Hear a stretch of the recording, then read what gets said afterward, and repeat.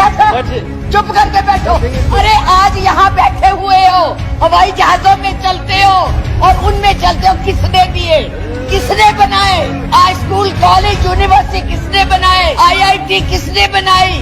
MMT किसने बनाई? जिसमें आज आप दिखाई दे रहे हो। क्या किया है 6 साल में? केवल भारत को तोड़ने की कोशिश की है, भारत को काटने की कोशिश की है और कुछ नहीं किया है। मोहम्मद गौरी को किसने बुलाया था? किसने कहा था दिल्ली में आग करने के लिए? कौन जयचंद था? महाराणा प्रताप जब हल्दी की घाटी में लड़ रहे थे, किस राजा ने उसकी मदद की अकबर के खिलाफ? सुनो, एक भील जाति के लोगों ने महाराणा प्रताप का साथ दिया था। कहाँ थे तब? आज बात करते हैं, देश को आजाद कराने के लिए अहिंसा का पाठ पढ़ाया। आप क्या जाने अहिंसा, जो लाठी लेके तो ट्रेनिंग देते हैं। कोई भी आपके प्रधानमंत्री के खिलाफ, आपके गृह मंत्री के खिलाफ, उनकी नीतियों के खिलाफ बोले, वो देशद्रोही हो गया है। 6 साल के बच्चों को भी नहीं आप तो छोड़ रहे, आप क्या करेंगे? श्रीमती विप्लव ठाकुर जी। माननीय उपाध्यक्ष जी, धन्यवाद। मैं ये राष्ट्रपति के अभिभाषण पर धन्यवाद प्रस्ताव के लिए खड़ी हुई हूँ, पर मुझे समझ नहीं आ रहा कि मैं धन्यवाद किस बात का करूं, कहां से शुरू करूं।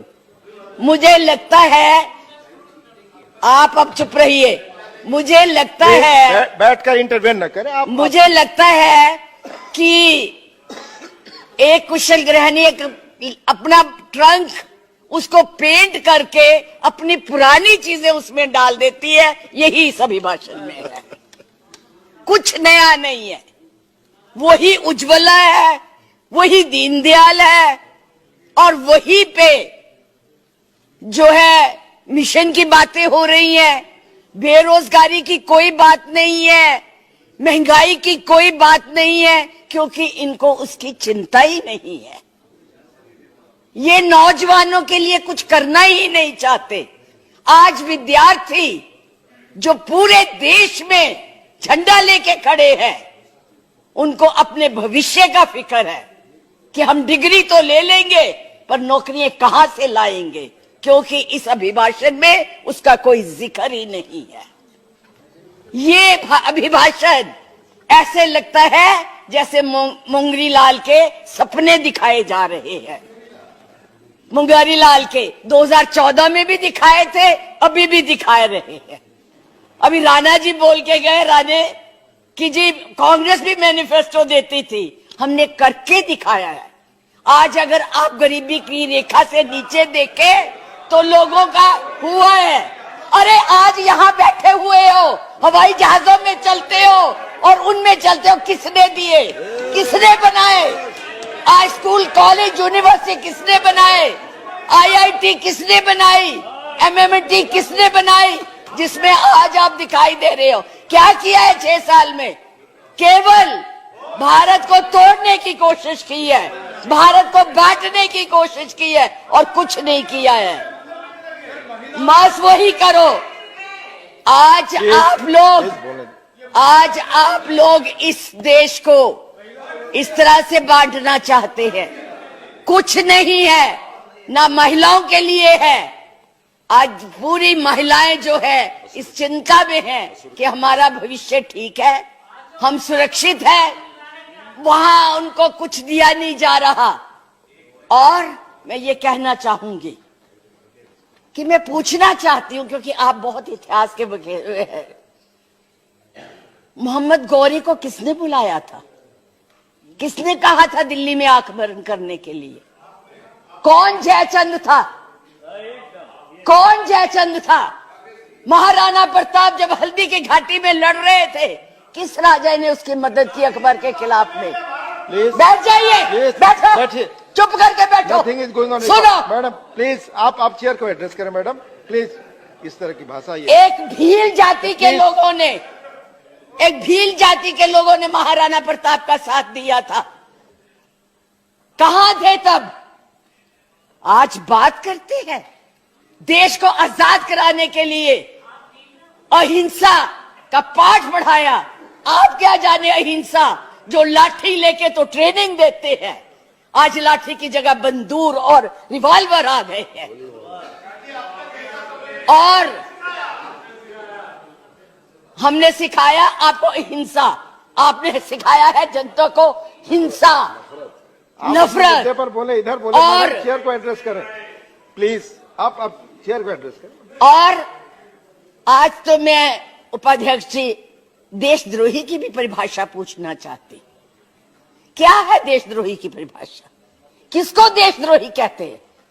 मुझे याद है जब कम्युनिस्ट पार्टी ने भारत की आजादी को नहीं माना था, 4 साल के लिए बैन कर दी थी, लेकिन उनको देशद्रोही नहीं कहा था नेहरू ने। सरकार ने देशद्रोही नहीं कहा था। पंडित नेहरू के खिलाफ लोकसभा में वाजपेयी जी बोलते थे, उनको देशद्रोही नहीं कहा था। आज कोई भी आपके प्रधानमंत्री के खिलाफ, आपके गृह मंत्री के खिलाफ, उनकी नीतियों के खिलाफ बोले, वो देशद्रोही हो गया है। उनको जेल में डाल दो, उनको पकड़ लो। 6 साल के बच्चों को भी नहीं आप तो छोड़ रहे। आप क्या करेंगे? आपके पास ना तो कोई कार्यक्रम है, ना आपके पास भारत के लिए कोई नया सोच है, कुछ नहीं है। केवल एक सोच है कि कैसे इस देश को तोड़ा जाए। 70 साल में उपाध्यक्ष जी हमने पाकिस्तान का इतना नाम नहीं लिया था जितना ये 6 सालों में ले रहे हैं। हमारी महानायिका ने पाकिस्तान के 2 हिस्से कर दिए थे, बांट दिया था, और ये आज पाकिस्तान के नाम से डरा रहे हैं और वैसे कहते हम बहुत मजबूत है। हर बात के लिए पाकिस्तान, हर बात के लिए पाकिस्तान। क्यों भाई? क्या है वो? आपका कुछ लगता है? हाँ, जरूर लाहौर में जरूर बिरयानी खाने गए थे, कांग्रेस नहीं खिलाती, बिना बुलाए गए थे। और आज बात करते हैं, किसकी बात करते हैं? मैं ये कहना चाहूंगी कि इस भारत को मत तोड़िए। बड़ी मुश्किल से पटेल नेहरू ने इकट्ठा किया है, आप तोड़ रहे हैं। आप नहीं कहते हैं, आप तोड़ रहे हैं, इसका विभाजन कर रहे हैं, लोगों को बांट रहे हैं। मैडम, आप चेयर को एड्रेस करें, आपस में मैं तो उनको एड्रेस ही नहीं करती जी। मैं उनको समझती कुछ नहीं हूँ, वो है ही कुछ नहीं। जिनको बोलने की समझ नहीं है, उनसे क्या बात करनी है? मैं तो ये कह रही हूँ कि इस देश को मत बांटिए, इस देश के टुकड़े मत कीजिए, नफरत मत फैलाइए। बहन जी चुप रहिए, अपनी बारी में बोल लेना जो बोलना होगा। अब चुप करके बैठी रहिए प्लीज। अब देश के टुकड़े मत कीजिए। आज जो हम इस स्थिति, आपका इसी सीए ने, आज जो आपका एक ही देश था, पाकिस्तान आपसे नाराज, चाइना आपको कुछ नहीं समझता, नेपाल भी आपसे खफा हो गया है, और बांग्लादेश था जिसको भी आपने इस सीएए से नाराज कर दिया है। आज वो भी सोच रहे, उसके 4 मंत्रियों ने अपना प्रोग्राम कैंसिल किया। एक उसमें कि इस देश में ऐसी बातें हो रही है, इतना ज्यादा। आप कहते हैं कि यूरोपियन यूनियन को हक नहीं है बोलने का, प्रस्ताव लाने का, तो उनके एमपी क्यों ले आए थे? उनको कश्मीर क्यों ले गए थे? आपने खुद उनको इनवाइट किया है, आपने खुद इसको इंटरनेशनल बनाया है, आपने खुद इनको, दूसरे लोगों को इसके ऊपर दखल देने के लिए बुलाया है। और उन्हें नहीं बुलाया जब तक हमारी सरकारें थी, किसी की हिम्मत नहीं पड़ती थी हमारे देश की तरफ देख ले। आप लोगों ने किया है ये सब, अपनी करतूतों को छुपाने के लिए उन लोगों की मदद ले रहे हैं। आपके पास कोई प्रोग्राम नहीं है, आपके पास कोई कार्यक्रम नहीं है, केवल एक कर्म है कि गोली से उड़ा दो जी, मार दो जी, खिला दो जी। यही आपकी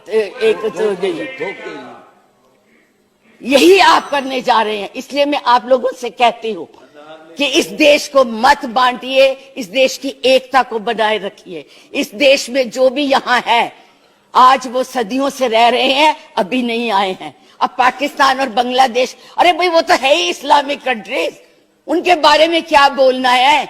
हम तो सेकुलर, हम तो धर्म को मानते हैं। किस धर्म की बात आप करते हैं? किस राम की बात करते हैं जिसने अपनी मर्यादा को रखने के लिए जनता की बातें सुनी थी? उस जनता की बात सुन के उसने सीता को वनवास भेज दिया, और आप लोग बात तक नहीं करना चाहते। किस राम राज्य की बात करते, किसको पूजते हैं आप? मंदिर बनाइए, जरूर बनाइए, लेकिन उनके आदर्शों को भी मानिए, उनकी बताई हुई बातों को भी मानिए। सिर्फ केवल कहने से बात Madam, नहीं please बनती है, conclude now. ऊंचे ऊंचे भाषण देने से नहीं बात बनती। इसलिए मैं यही कहूंगी कि इस देश को मत बांटिए, एक रहने दीजिए, ये नफरत मत फैलाइए। ये आपके लिए भी और हमारे लिए भी बहुत धन्यवाद। बहुत बहुत धन्यवाद। लाइव टीवी, सच सबसे आगे।